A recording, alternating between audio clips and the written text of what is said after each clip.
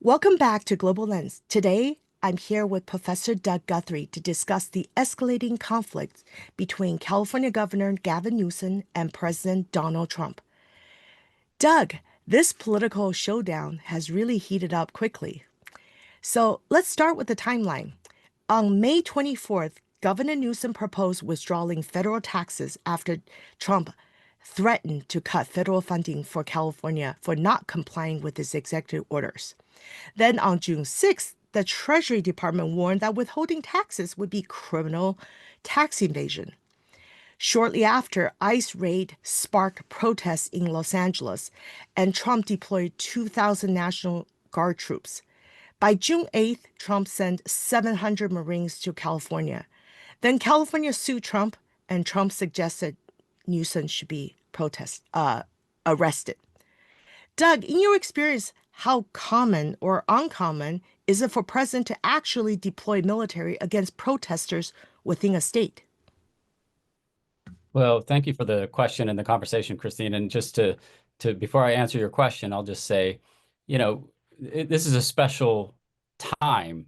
And, we've been building on global leadership's presence as thinking about U.S.-China relations and trade policy and China in the news that you and I have been working on together and the whole team has been working on is really important. But in recent weeks, we've extended our conversation to thinking about global lens because we have to think about the moral aspects of leadership.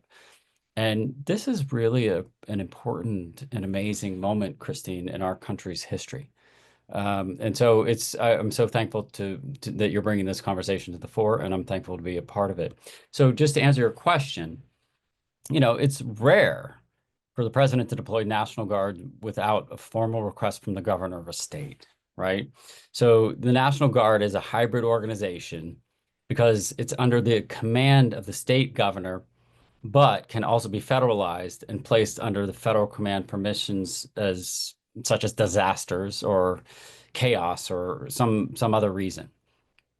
The last time a president federalized the Guard without a gubernatorial request was 1965, when Lyndon Johnson federalized the Alabama National Guard to protect to protect against civil rights marchers, or to protect civil rights marchers. It was just a key moment, and this was 60 years ago.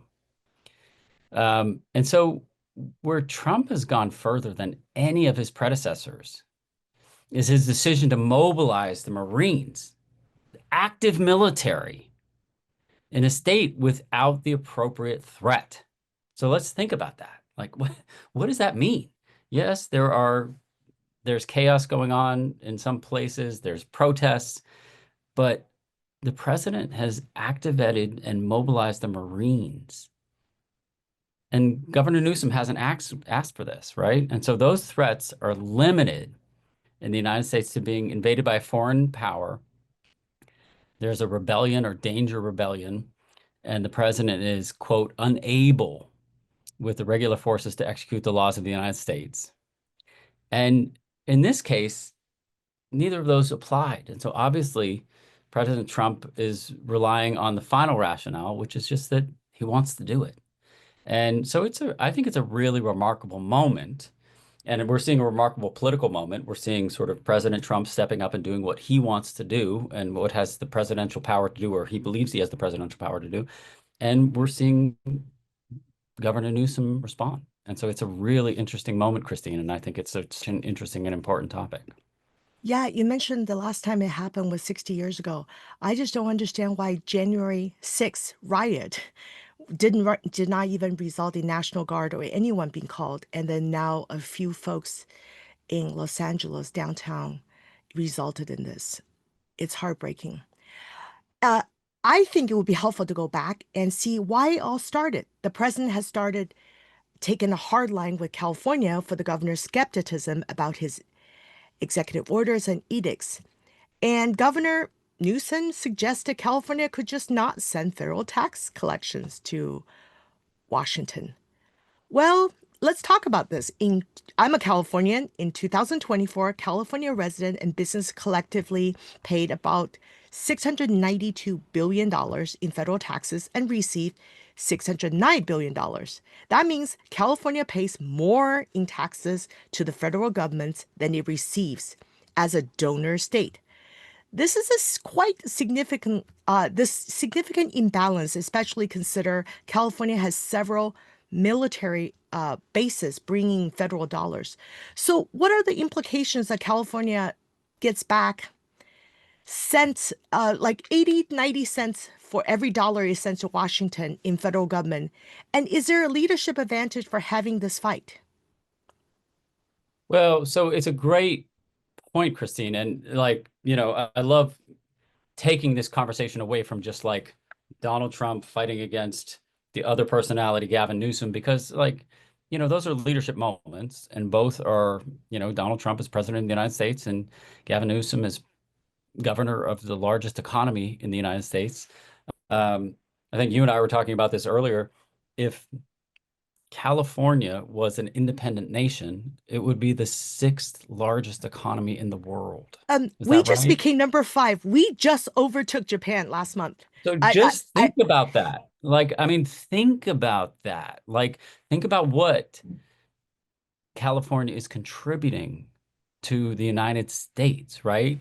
And, so this isn't just 82 cents on the dollar. Yes. So California is a giving state. There are about a third of the US states tend to contribute more economically and get less back from the federal government. And about two-thirds of the states contribute less economically and get a lot more back, right? California is one of those. And but just think about that statistic that you and I just mentioned, Christine. Like I didn't realize that they had moved up to number five, but like this is the fifth largest economy in the world, right? And in my opinion, we're all a United States, we're United States of America, but, California deserves to be respected.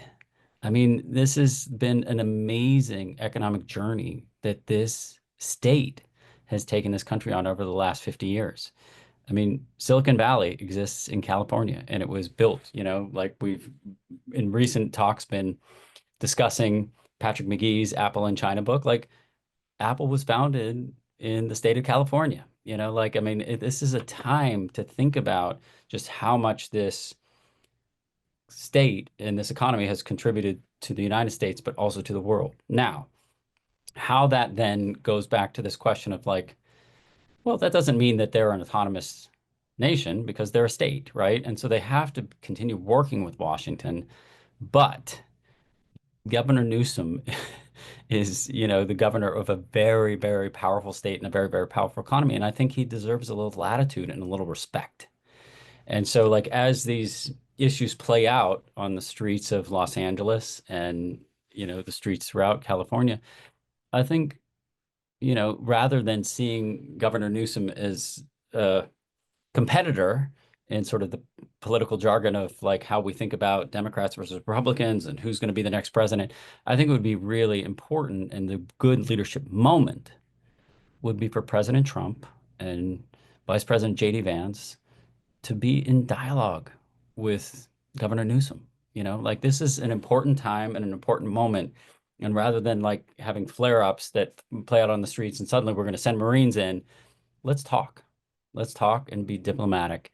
And that's what good leadership and moral leadership, a la OGL Global Lens, that's what I think that means. I think for China, you encourage city to state, city to city, state to state. And then I think here you're also advocating diplomacy. Well, I just want to correct myself. April 23rd of 2025, California officially became the fourth largest economy, overtaking Oh my God. Japan.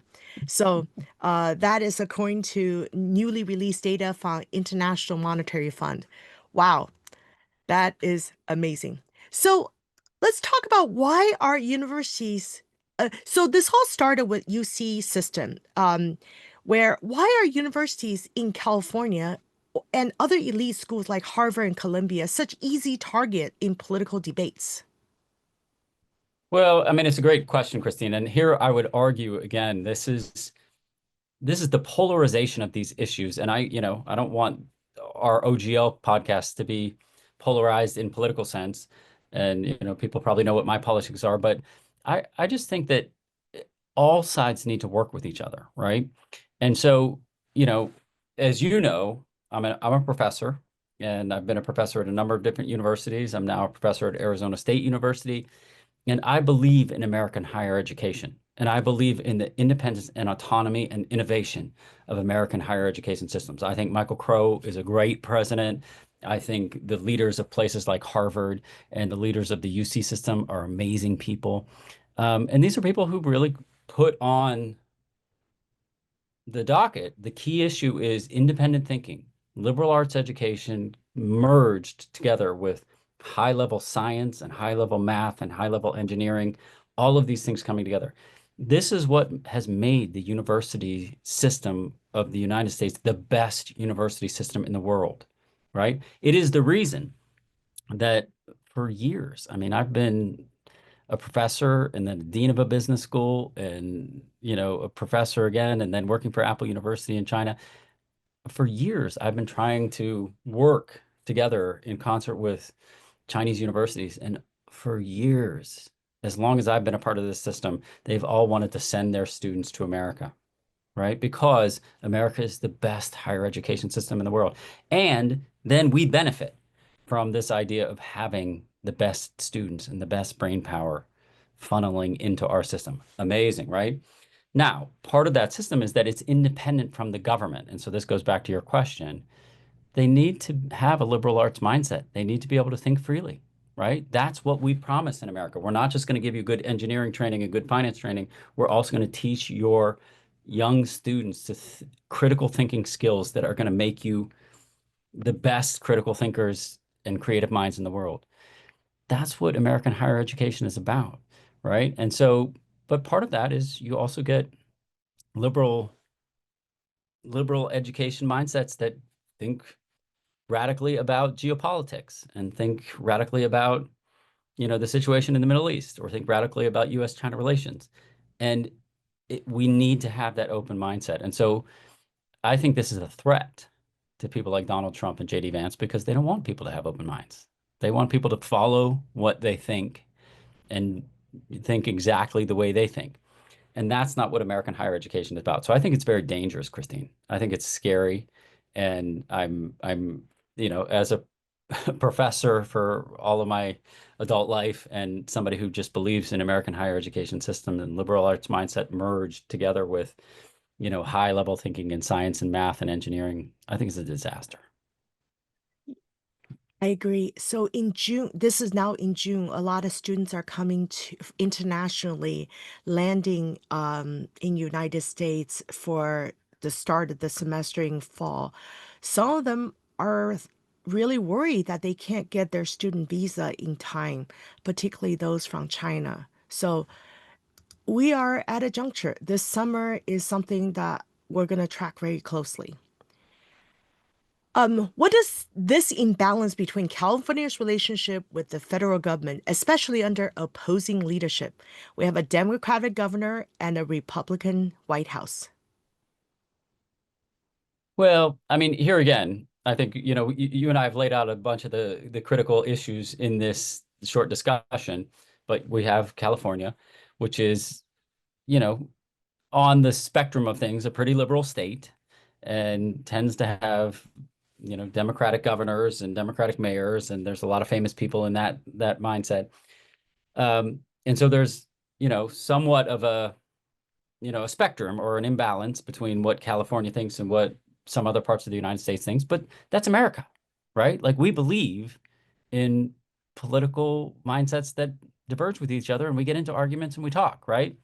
Now, the other thing that California presents here, Christine, and you and I have already mentioned this, but I'll just reemphasize this issue. California is an incredibly important place geopolitically, not just politically for America, but geopolitically and economically for America and for the world, right? I mean, this is the heart of so much innovation that's going on in Silicon Valley that's spreading throughout the world, right? Like when we talk about Apple in China, or we talk about AI, or we talk about things that are transforming the world, California is important, right? And so here again, I just think good leadership would be about President Trump and Governor Newsom coming together and like, okay, we might have different political mindsets, but let's talk. And I think mature approaches to these issues on both sides, not just on one side, but on both sides, would be like, let's get together and talk. Like this is really important for the future of this country.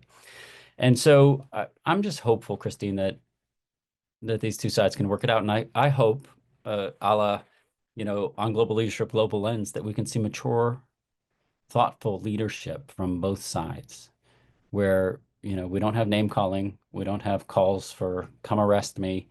We have, you know, basic ideas that are really about negotiations over the future of the state and the future of the country. I came across a quote: terrible things are happening outside. Poor, helpless people are being dragged out of their homes. Families are torn apart. Men, women, and children are separated. Children come home from school to find their parents have disappeared. And I thought the quote was describing, I thought it was a reporter describing the current state in LA. Then I read it was actually from January 13th, 1943, from Diary of Anne Frank. And my Oh my God. heart broke.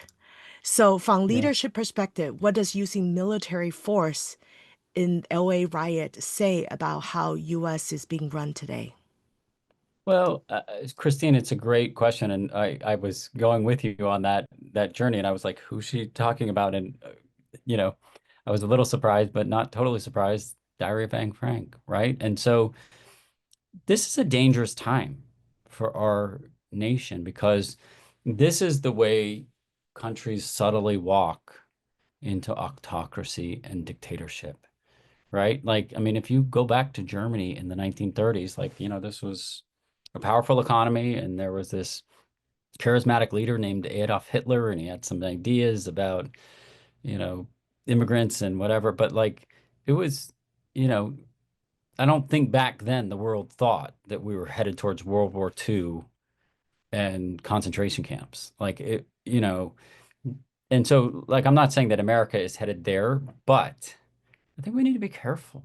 We need to be very, very thoughtful about when the federal government brings Marines into the streets of Los Angeles without consulting with Governor Newsom.